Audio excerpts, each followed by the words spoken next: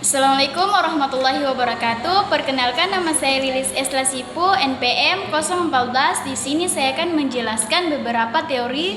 Yang pertama, teori belajar behaviorisme. Yang kedua, teori kognitivisme. Yang ketiga, teori konstruktivisme. Dan yang keempat, teori humanistik.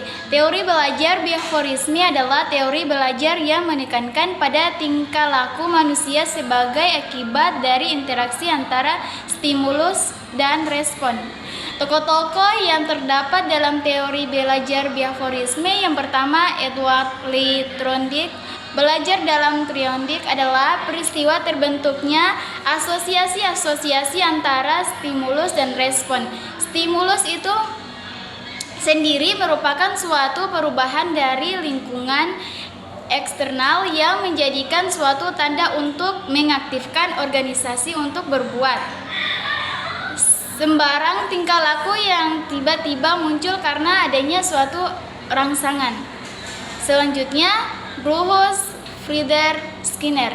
Skinner juga mementingkan tingkah laku sebagai hubungan para dengan respon. Skinner menganggap bahwa reward atau hadiah salah satu faktor yang penting dalam suatu proses belajar. Kelebihan dan kekurangan teori belajar behaviorisme. Kelebihan dari teori ini sangat cocok diterapkan untuk melatih anak-anak yang masih membutuhkan dominasi peran orang dewasa, karena anak-anak itu suka meniru dan senang dengan bentuk-bentuk penghargaan langsung atau hadiah. Yang kedua, membiasakan guru untuk berpikir jeli atau peka pada situasi kondisi belajar. Kekurangan teori belajar behaviorisme berpusat pada guru yang bersifat mekanisme dan hanya orientasi pada hasil yang diamati dan diukir. Yang kedua, murid hanya mendengarkan dengan tertib penjelasan guru dan menghafalkan apa yang didengar dan dipandang sebagai cara untuk yang efektif. Teori kognitivisme, teori belajar yang lebih mementingkan proses belajar daripada hasil belajar. Satu, tokoh-tokoh teori kognitivisme. Yang pertama, Jean Piaget.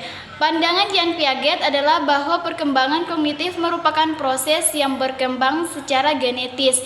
Yang kedua, David Ausubel. Yang ketiga, Jerome Bruner.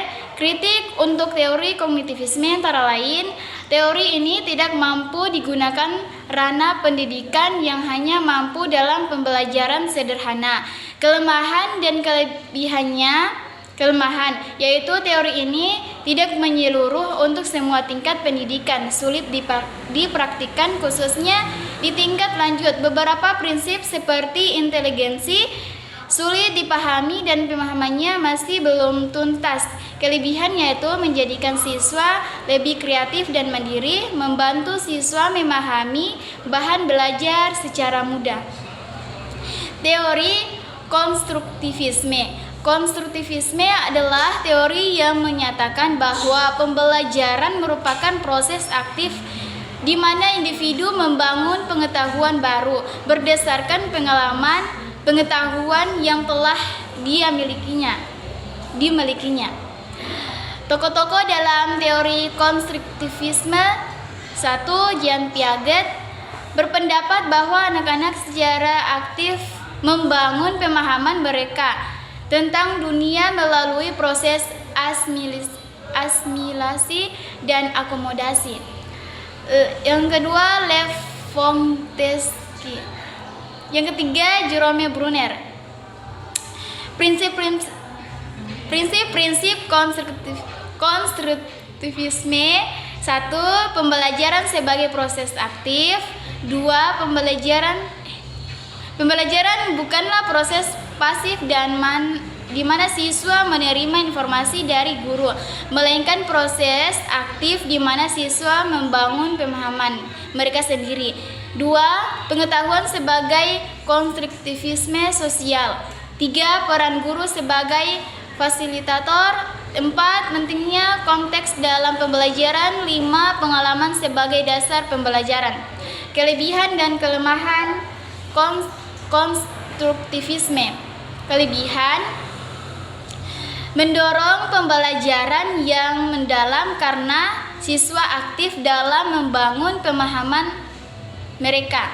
Kelemahan: pendekatan ini dapat memakan waktu lebih lama dibandingkan metode pengajaran tradisional. Teori humanistik. Humanistik memandang bahwa siswa dapat dikatakan telah berhasil dalam belajar apabila ia telah mampu mengerti dan memahami lingkungan serta dirinya sendiri. Teori belajar humanistik melihat proses dan perilaku belajar dari sudut pandang perilaku si pelajar, bukan dari sudut pandang pengamatannya. Tokoh-tokoh teori humanistik. Yang pertama, Arthur Holmes. Konsep dasar dalam pembelajaran yang digunakan Arthur Holmes adalah meaning, makna atau arti konsep, menganggap bahwa proses belajar pada siswa akan benar terjadi apabila sesuatu yang dipelajari memiliki arti bagi individu siswa yang bersangkutan. 2. Clark Rogers. 3. Abraham Maslow. 5. Kecerdasan teori belajar humanistik. Yang pertama, kecerdasan linguistik. 2. Kecerdasan matematis atau logis. 3. Kecerdasan visual atau spesial. 4. Kecerdasan musikal. 5. Kecerdasan kinestetis.